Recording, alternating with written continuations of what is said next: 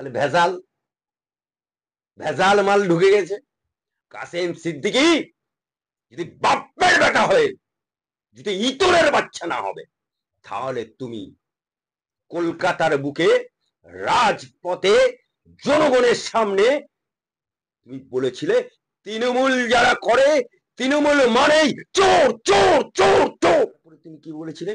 যারা তৃণমূল করে তাদের জানাজা করা যাবে না। যখন নওশাদ সিদ্দিকী দল করলো, তখন এই তোহা সিদ্দিকী বলেছিল আমাদের বংশে কোনো কেউ রাজনীতি করে না, আমরা পীরের আওলাদ, আমরা ধর্মকর্ম নিয়ে থাকি। আমি কাসেম সিদ্দিকীকে প্রশ্ন করতে চাই, ইব্রাহিম সাহেবের যখন মাথা ফাটিয়ে দিল, রক্তে চৌচুরি হয়ে গেল, রক্তে লাল হয়ে গেল, তখন তুমি চিৎকার করে বলেছিলে এ পুলিশের, মমতার পুলিশ আমার চাচাকে রক্তপাত করেছে, এর বদলা নিতে হবে। আর আজ মমতা বুবুর দলে নাম লিখিয়ে দিয়ে সরাসরি রাজ্য সম্পাদক হয়ে গেল। তাই তো হুগলি জেলার তৃণমূলের সভাপতি ঢোক গিলতে গিলতে গোয়েনি বাবু বলেছে দল নিয়েছে কি করব। আর বিজেপির জেলা সভাপতি হুগলি জেলার, সে বলছে তুষণের রাজনীতি করছে। তাই সিদ্দিকী বংশ আজকে যে ভরণটা ছিল, যে গমরটা ছিল, শুরুয়াত করেছিল তোহা সিদ্দিকী, আর শেষ করবে এই কাসেম সিদ্দিকী নামক ধ্বজভঙ্গ লোকটা। আমরা দেখেছিলাম সোশ্যাল মিডিয়া ভাইরাল হয়েছিল যে কাসেম সিদ্দিকী, এই যে আপনি যে বললেন যে জানাজা পড়ানো যাবে না, তৃণমূল যারা করে তারা চোর, তাহলে তিনি সেই চোরের দলে নাম লেখালেন। তাহলে হুজুররা যারা দাদা হুজুর পীর কেবলা সিলসিলার যারা রক্ত যাদের শরীরে বইছে, তারা যদি এরকমই দ্বিচারিতা করে, তাহলে আমরা নেতারা যারা দ্বিচারিতা করে তারা ঠিকই করে। এই প্রসঙ্গে কি বলবেন? আরে নেতারা দ্বিচারিতা করে, ফুরফুরার সিলসিলা বা ফুলফুরার হুজুর প্রথম তো দ্বিচারিতা শুরু করেছে তোহা সিদ্দিকী, শুরুয়াত করেছে তোহা সিদ্দিকী। আর নেতারা তো দ্বিচারিতা করার জন্যই তো নেতাগিরি করে। নেতা অপরদিকে নেতা। আপনি একটা নেতাকে দেখাতে পারবেন যে সহি আছে? মমতা ব্যানার্জি নিজে, আজকে মমতা সরকারে একটা নেতা আমাকে দেখা, একটা ওয়ান পিস ফ্রেশ আছে?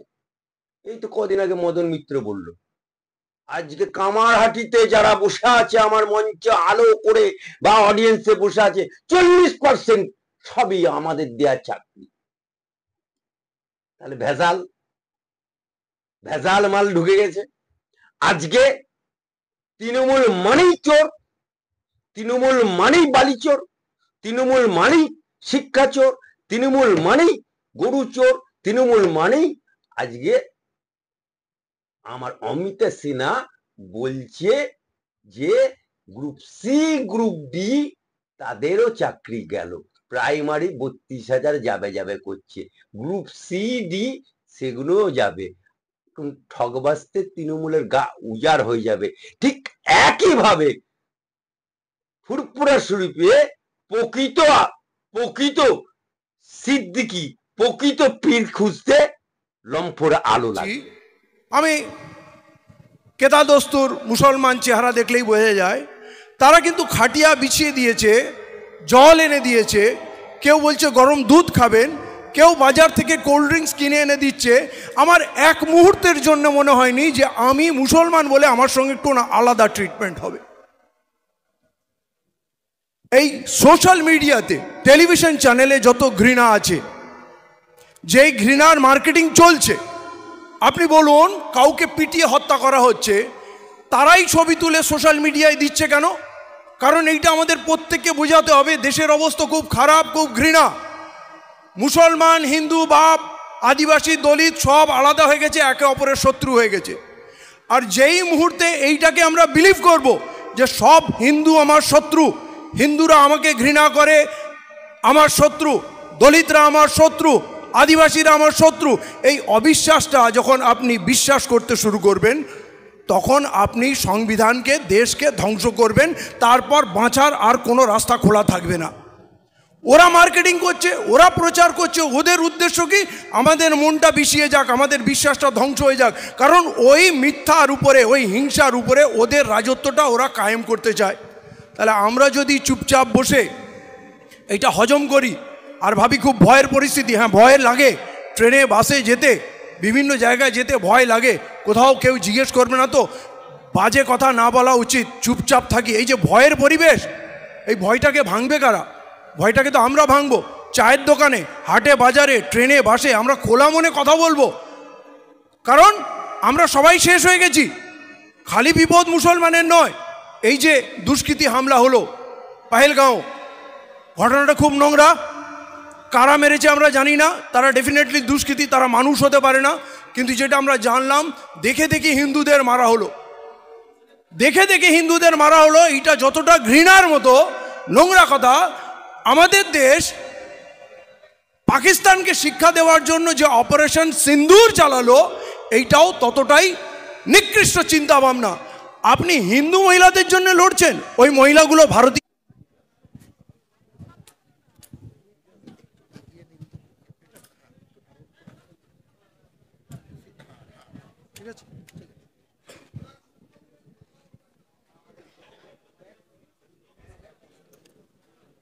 আসসালামু আলাইকুম ওয়া রাহমাতুল্লাহি ওয়া বারাকাতুহু। জয় ভীম, জয় ভারত। আমি রেসপেক্টেবল অনারেবল গেস্ট এবং এখানে উপস্থিত সমস্ত মানুষকে আমার শ্রদ্ধা ভালোবাসা জানিয়ে কথা বলছি। আমি ডিটেলে সবার নাম উচ্চারণ করছি না। আপনারা দেখছেন উপরে লেখা আছে সংবিধান বাঁচাও, দেশ বাঁচাও। আমার বহুকাল থেকে ধারণা ছিল সংবিধান আমাদের রক্ষাকর্তা, সংবিধান আমাদের প্রোটেক্ট করবে, দেশ আমাদের প্রোটেক্ট করবে, আমাদের রক্ষা করবে। কিন্তু কি দুর্ভাগ্য দেখুন, এখন আমাদের নারা হচ্ছে সংবিধানকে বাঁচাতে হবে, দেশকে বাঁচাতে হবে।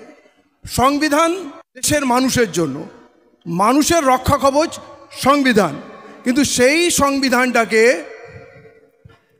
আজকে প্রায় শেষ করে দেওয়া হয়েছে। কিন্তু আমি বলছি সংবিধানকে বাঁচাবে কারা বাঁচাবে? আমরা বাঁচাবো? বক্তারা বাঁচাবে দেশের মানুষ।